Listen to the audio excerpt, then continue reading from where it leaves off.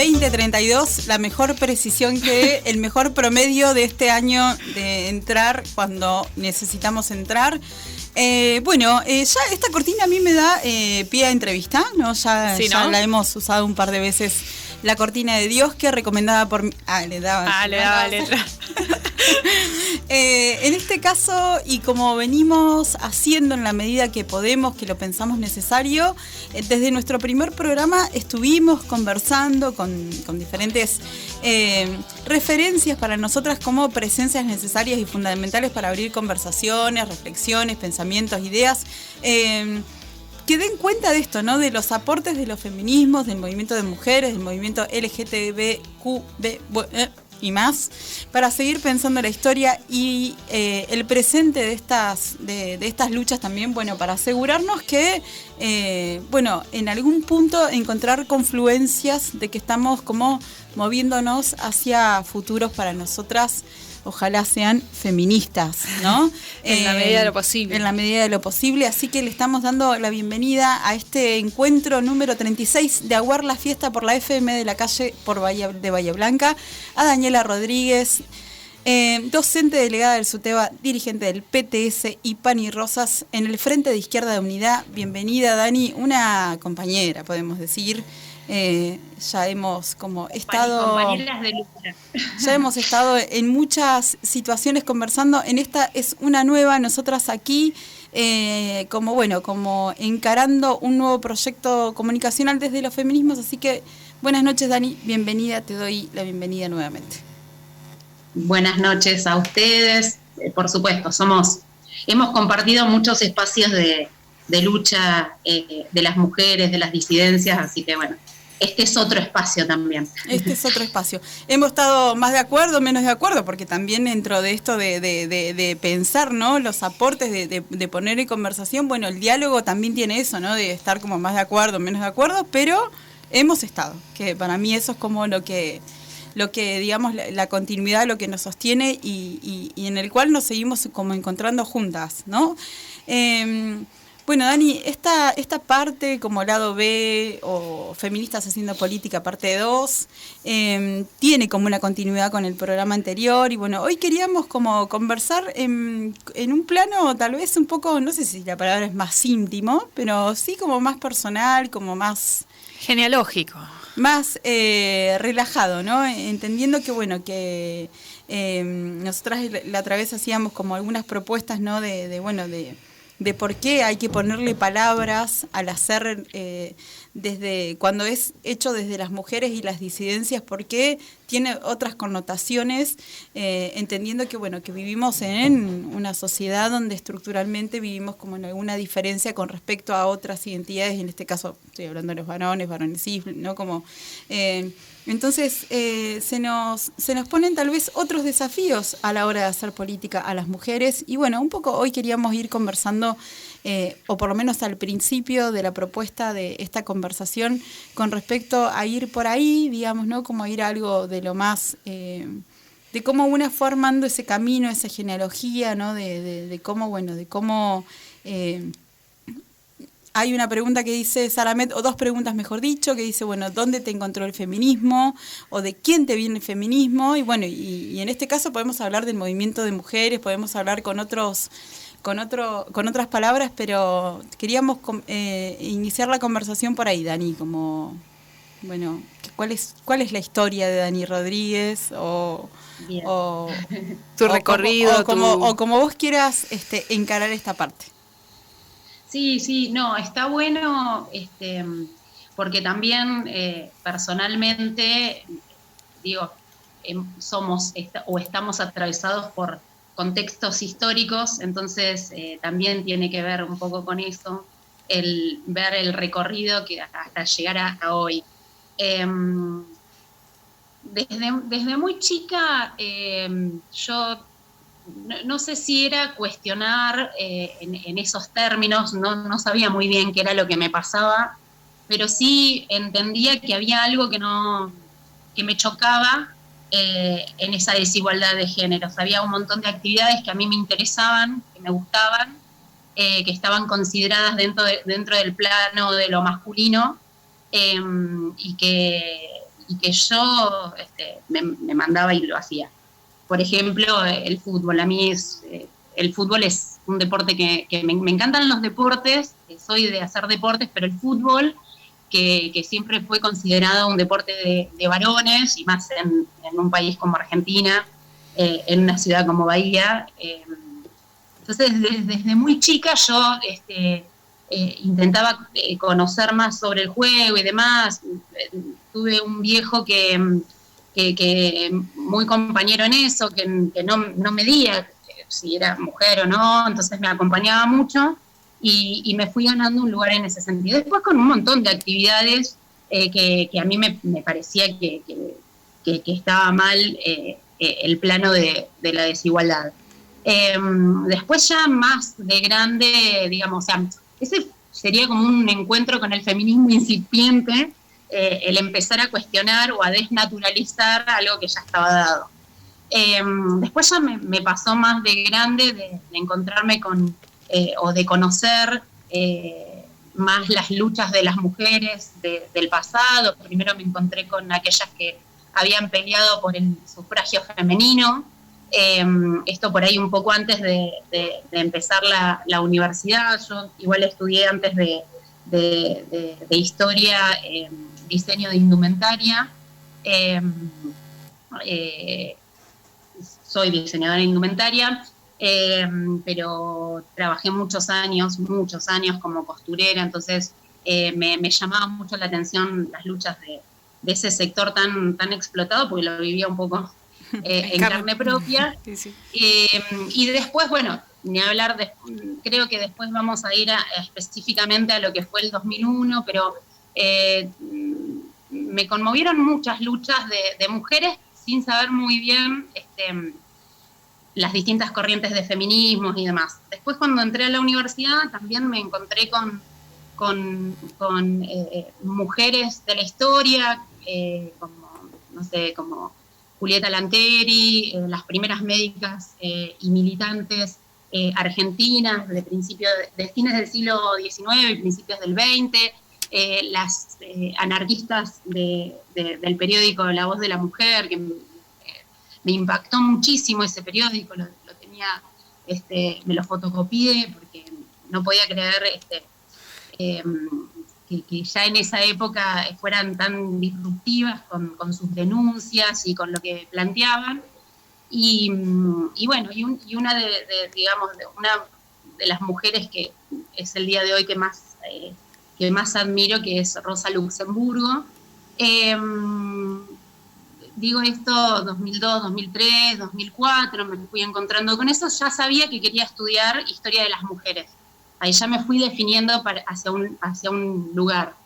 Y por el 2006, una amiga de la universidad se fue a estudiar a La Plata y me dejó como legado el libro de Pan y Rosas. Me dijo, esto te va a interesar. Bueno, ¿en qué fecha, cuando leí el libro ¿en qué año, Dani? 2006. 2006, a mí me pasaba esto, que yo no encontraba, me pasaba con los feminismos que entendía toda la cuestión de desigualdad de género, pero me faltaba una pata que era la cuestión de clase, ¿no?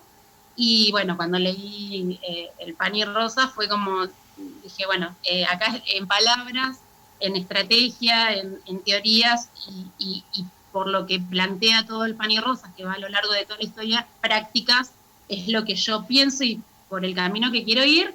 Después, nada, fui haciendo distintas experiencias y recién en el 2000, o sea, también me flashó, digo, porque yo empecé a militar a principios del 2009, pero ya, digo, había algo en el partido que hoy milito, en la corriente que hoy milito, que también me impactó mucho, que era que, digo, en otras campañas electorales eran trabajadoras y trabajadores postulándose como candidatos. Eso me fue impactando. Después, en el 2008, la crisis con el campo, ¿no? Que ya creo que conocen. Sí. La posición que yo tenía era la misma que planteaba Tesis 11 en Humanidades, en la Facultad en el Departamento de Humanidades. Cuando yo escuché eso, también dije, es por acá. Y también esa campaña por el Centro de Estudiantes, las elecciones del Centro de Estudiantes, donde Tesis 11 junto a Pan y Rosas planteaban impulsar la Secretaría de la Mujer, y dicho y hecho, ahí se impulsó la Secretaría de la Mujer. Fue una experiencia innovadora en Humanidades, y desde la Secretaría de la Mujer yo ahí empecé a militar.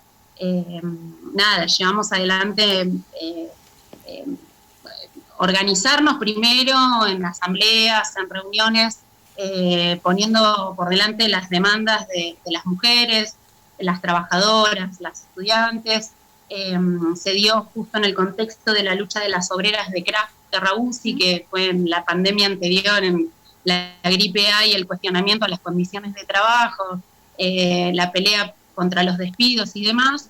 Y ese año viajamos al Encuentro Nacional de Mujeres, que fue mi primer Encuentro Nacional de Mujeres en Tucumán. Justo ahí te iba a preguntar, ¿cuándo había sido tu primera experiencia de encuentro? Si ya había sido antes, digamos, de sentirte convocada para el espacio del PTS, o fue después, digamos.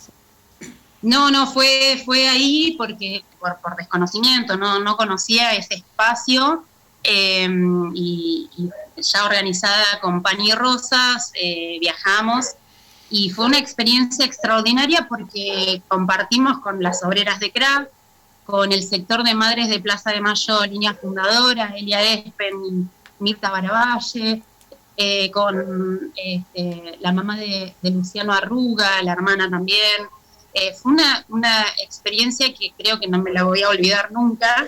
Bueno, entrás dentro de la estadística del promedio de muchas que hemos ido, que cuando una va a un encuentro no vuelve la misma, ¿no? Hay algo que se transforma ahí a partir del encuentro con muchas otras encima, ¿no? Como, ¿qué año fue? 2009. 2009, en Tucumán, bien. Yo recuerdo, dentro de esto que venís contando, con una organización estudiantil que estábamos en ese tiempo en Humanidades, perdimos las elecciones con Tesis 11. Eran opositoras. Recordaba todo eso. Creo que fue la primera vez que los troscos ganaron las elecciones. El centro de estudiantes. Perdimos era como... digo que fue una experiencia innovadora en todo sentido, sí. De mucho también, que yo estuve como más intermitente en ese tiempo, pero sí de mucha continuidad también y trabajo, ¿no? Del estar, y bueno, y en ese momento creo que fue el momento en que tuvo sus frutos, toda esa constancia del laburo del estar también, ¿no? Del estar, sostener, sí, digamos, ¿no? Como... De militar cuando, digo... Mira, para hacer también para dar un ejemplo, en el 2010 yo fui consejera en el Departamento de Humanidades, y desde la Secretaría de la Mujer y con Pan y Rosas presentamos en el Consejo Departamental para el 28 de septiembre un pronunciamiento por la legalización del aborto, que salió ese pronunciamiento, que también fue muy impactante. Uh-huh. Y ese mismo día también hicimos una movilización frente a la catedral, donde claramente no éramos lo que sucedió después en el 2015. Y Andrea Datri, que es dirigente de Pan y Rosas, una de las que impulsó de Pan y Rosas, digamos, y autora del libro, que fue el que me inició, digamos, en esto, decía, desde que fuimos un puñado, y el hecho de haber sido un puñado también hace que hoy seamos las miles, las cientos de miles, millones, digamos, siempre se empezó por un puñado.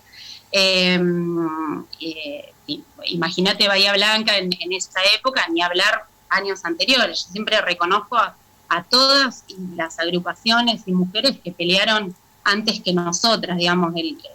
La pelea por el aborto más políticamente se dio en los fines de los 70, y ahí sí que era contra la corriente, bueno, nosotros en esos años también, impensado que hoy estaríamos hablando de la legalización.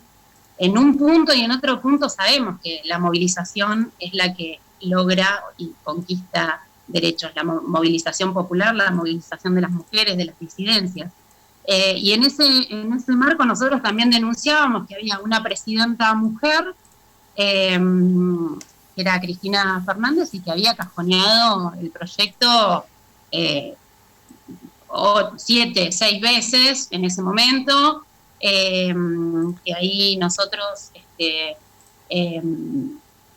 los presentamos junto con la campaña nacional por el derecho al aborto, y ya en el 2011, cuando se conformó el Frente de Izquierda, y a partir del 2013 con diputados y diputadas en el Congreso, jugamos un rol importante también en ese sentido. Siempre entendiendo que la fuerza la tiene la movilización.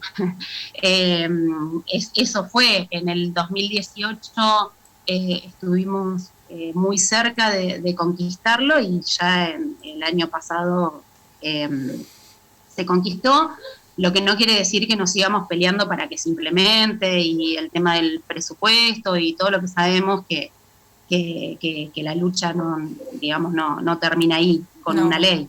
Por supuesto, y menos después de tremenda crisis económica y pospandemia en la que estamos, bueno, como si la ley de aborto solucionara todos los aspectos de la vida de nosotras y nosotres. Bueno, Dani, ahí viste que en este programa somos medias como hinchas, ¿no? Y por eso nos llamamos como Aguar la Fiesta, porque parte de nuestra intención es siempre como ir con sí, pero esto pero esto le falta esto, ¿no?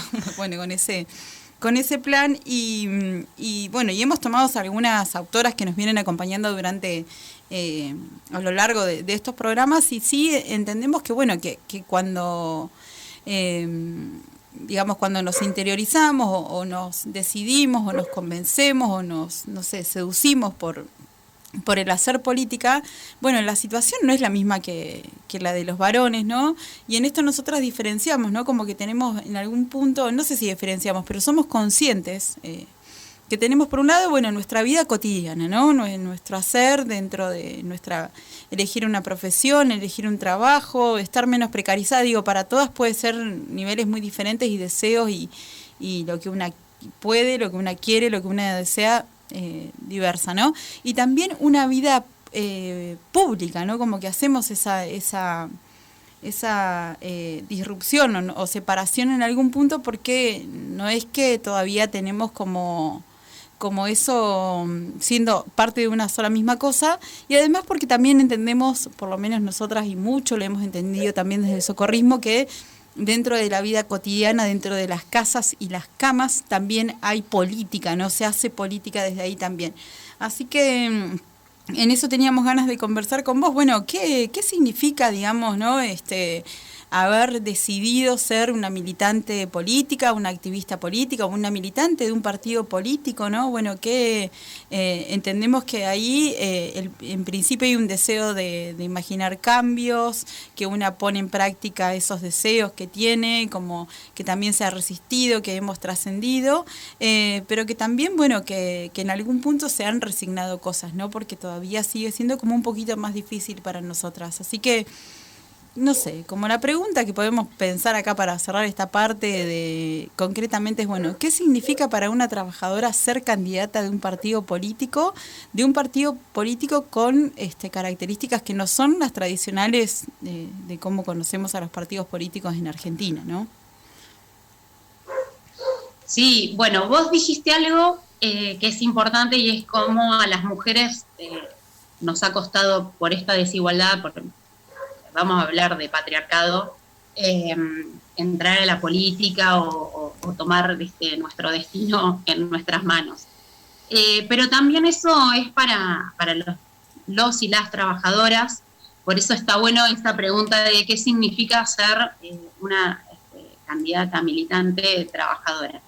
También eso, se ha vedado el plano de la política, no solo a las mujeres y a los demás sectores oprimidos, pienso en pueblos originarios, pienso en las disidencias, pienso en las trabajadoras y trabajadores. Y nosotros justamente, vos decías, es un partido que tiene otras bases desde ya, porque nosotros entendemos que las trabajadoras y los trabajadores y los sectores oprimidos tenemos que tomar en nuestras manos nuestro destino. Para mí es ser candidata para estas elecciones y en otra oportunidad también, porque es una discusión que llevamos adelante en el conjunto del partido, no es una decisión personal, sino que es colectiva, porque implica un esfuerzo enorme. En general, es representar justamente lo que soy, representar el sector. En mi caso soy docente, la pelea por la escuela pública, la pelea de las mujeres, de las disidencias, de otros sectores de trabajadoras y trabajadores. Para mí eso es lo más importante de ser candidata, digamos.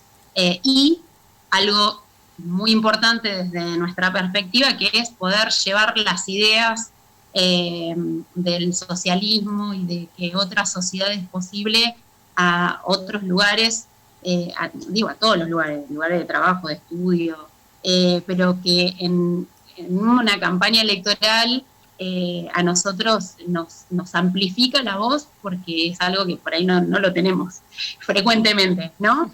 Por ahí esto de entrevistas, capaz que, no sé, con FM La Calle puede ser, o con otros espacios más independientes, pero hoy estamos en la tele, estamos en espacios donde por ahí durante el año no, y el hecho de poder llevar nuestras ideas y de plantear esto de la fuerza de la organización, del conjunto de las trabajadoras y trabajadores, de las mujeres, de las disidencias, de la juventud precarizada, estudiantil, la lucha por la escuela pública, que es fundamental, la organización, la movilización,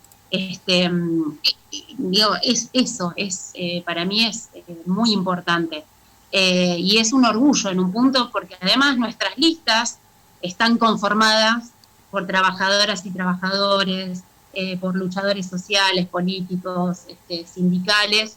Entonces no es que yo sea la excepción a la política que nosotros llevamos adelante, sino que yo soy parte de eso. Y para mí eso es lo más importante. No, me quedaba pensando en algunas cosas, esto del plano de lo vedado también, ¿no? De lo que está vedado, ¿no? Como es verdad un poco lo que decís, esto, bueno, de ver candidatos trabajadores, trabajadoras, ¿no? Como en algún punto es como, bueno, la verdad que sí, que cuesta, ¿no? Como pensar ese plano de la política, cuando antes era un espacio como más, si se quiere, un poco más como genuino, ¿no? Como, bueno, venimos de acá, de allá, peleando por nuestros derechos, y ahora aparece un trabajador y es como, wow, un trabajador. Y es, viste, como, lamentablemente, ¿no? Pero parece como un bicho raro, ¿no? Digo, bueno, se piensa en Jujuy, ¿no? Que el dato de color... Alejandro Vilca. Claro. Que bueno, acá para nosotros Ale es compañero, es laburante, es todo lo que está bien, lo voy a decir ahora que puedo, pero a mí también me llamó mucho no sé si me llamó la atención, pero fue como para ahora y en las elecciones anteriores, que también fue una gran elección. Lo que pasa es que hay un piso tan proscriptivo, imagínate, claro, con 23% todavía faltan votos para que entre, pero bueno, claro, que la noticia de todos los portales, desde Clarín hasta La Nación y todo, era que un basurero, o sea, que un recolector de basura estaba por entrar al Congreso Nacional. Ahí te das cuenta, es disruptivo por eso, pero para nosotros es algo común, porque claro, nosotros somos, justamente, somos trabajadores, trabajadoras que hacemos política, o sea, que nos metemos en tratar de cambiar nuestro destino, como decía. Yo me acuerdo que en algún momento también estuve en algún armado, no fui candidata, pero sí estuve en algún armado para elecciones, y era, bueno, ¿y qué le ponemos? ¿Cómo que le ponemos? Nada, es trabajado. ¿Viste cómo está esta instancia de lo académico? Bueno, poneme que soy licenciada. No, o sea, como... Y en algunos puntos donde los trabajos eran tan precarizados, poníamos como militante social o activista social, porque también es nuestra identidad, digamos, ¿no? Como...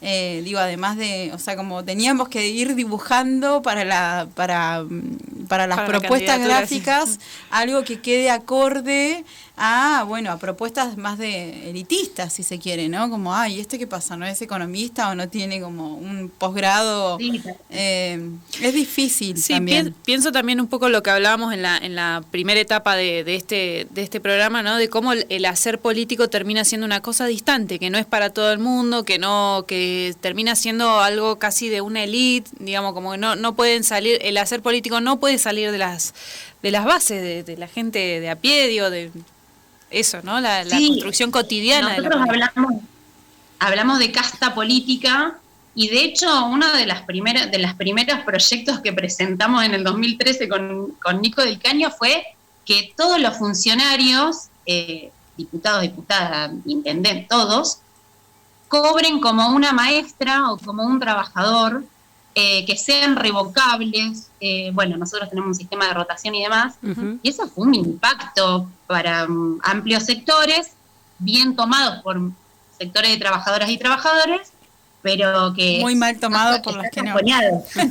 Está cajoneado, o sea, olvídate, nosotros igual lo hacemos como diputadas y diputados, cobramos como una maestra, y el resto se destina a fondos de huelga, cuando se necesitó la lucha del movimiento de mujeres, de las disidencias, donde hay alguna lucha, o por la vivienda. El año pasado fue brutal lo de Guernica, por ejemplo, acá en Bahía Blanca, Don Bosco, se aporta dinero que se necesita de eso que digamos, que no quisiera decir que sobra, pero que es parte de los privilegios que tiene la casta política.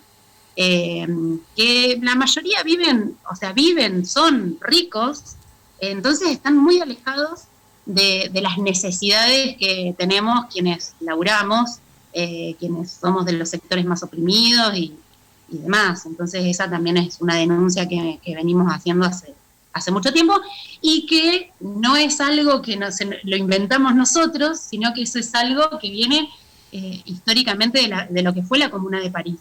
El primer Estado obrero incipiente que tuvo, cambios extraordinarios, que fue una experiencia no muy larga, pero que fue, por ejemplo, nosotros que estamos hablando de feminismo y demás, fue la separación de la Iglesia del Estado. Estamos hablando de 1870. Claro. Así que,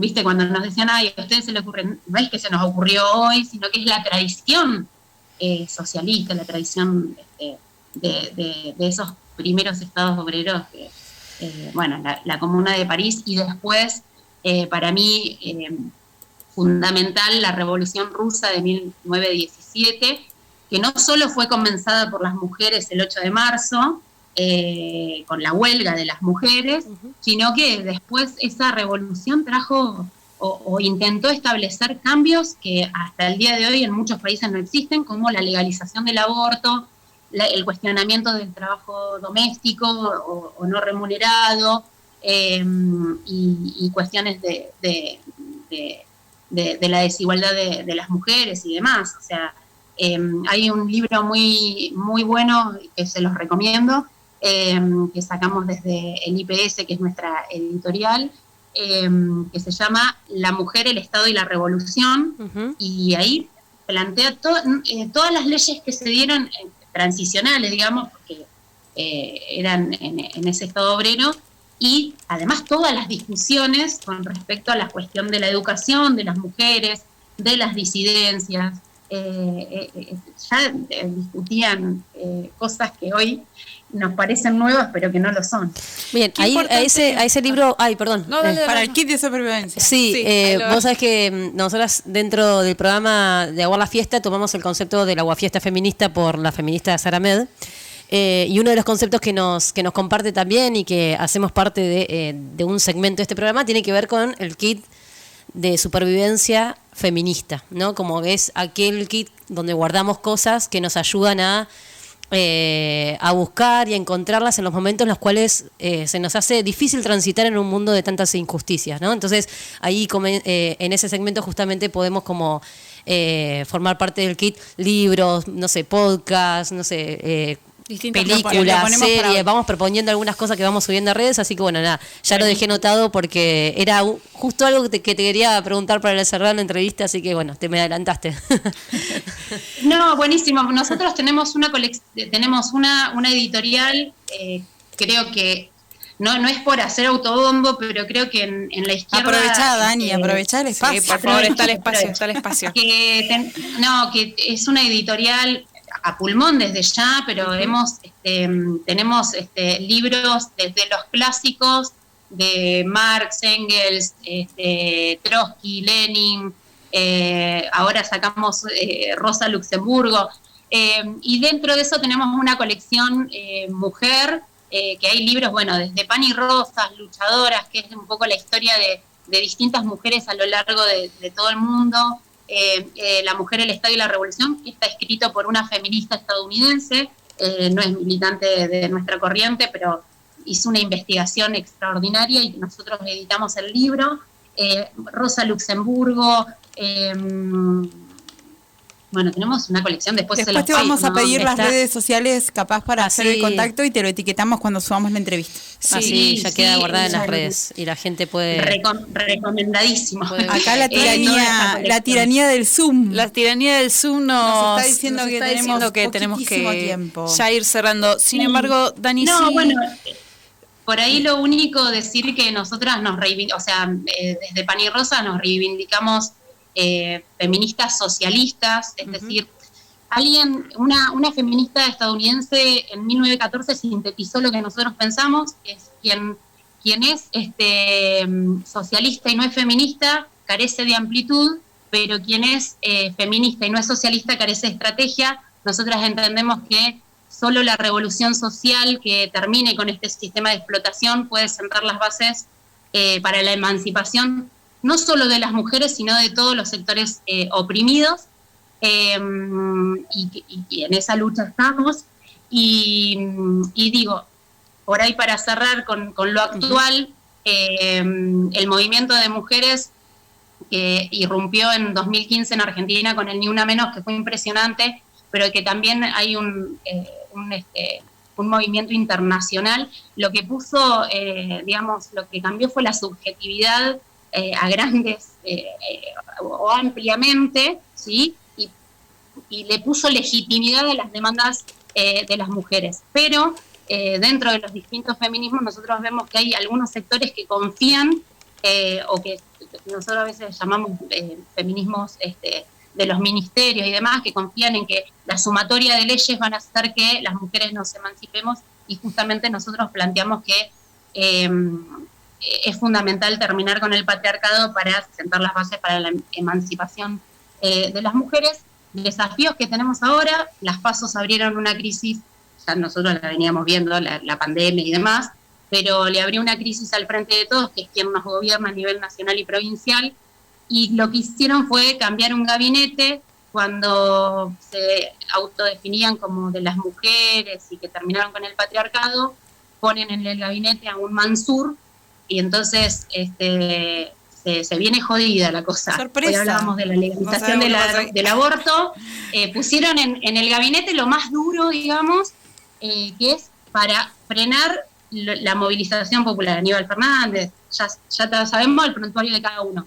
Entonces nuestro desafío es mantenernos organizados, movilizados. Este 14 de noviembre, obviamente que para nosotros no da lo mismo, en Bahía Blanca es la derecha más antiderecho, de expert y demás, y los mismos de siempre, o que entre la voz de todas estas luchas que nosotros, que somos parte, digamos, pero que después del 14 de noviembre, para nosotros es fundamental la autoorganización de las mujeres, de las disidencias, de las trabajadoras y trabajadores. La coordinación es fundamental, las demandas de las mujeres, pero sumadas a las demandas de los distintos sectores oprimidos, de los pueblos originarios, de las disidencias, conjuntamente con la de los trabajadores y trabajadoras desocupados, ocupados, precarizados y demás. Eso es fundamental para poder torcer la crisis, que esta vez la crisis obviamente no la paguemos la que siempre la venimos pagando, y tomar, siempre digo, nuestro destino, el cambiar este sistema de raíz está en nuestras manos. Bien, yo quería aprovechar estos 50 segundos que te quedan. Bueno, ¿dónde se puede ir a buscar boletas? ¿Dónde pueden anotarse para fiscalizar si es que hay un espacio como...? Sí.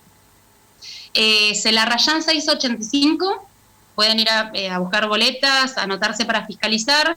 Están las redes sociales, mías, Daniela Rodríguez, en Instagram, Danielita Lux, y las del PTS Bahía Blanca, el Frente Izquierda. Cualquier vía es, y es muy importante, vos lo nombraste muy bien, la fiscalización es... Se nos fue. Se cortaron los 50 segundos. Bien, pero quedó toda la propuesta, digamos, para buscar boletas o para anotarse para fiscalizar. Sí, ahora le digo que nos las vuelva a recordar, así antes del final del programa también la volvemos a recordar para quien quiera ir a votar al frente de izquierda. Al frente de izquierda, quien quiera ir a fiscalizar, quien quiera, dar una mano, quien quiera disponer de lo que pueda. El domingo también a disposición para eso vamos a repetir sus redes sociales y el espacio de la Casa Cultural Karl Marx que está ahí en Celarrayán al 600. Así.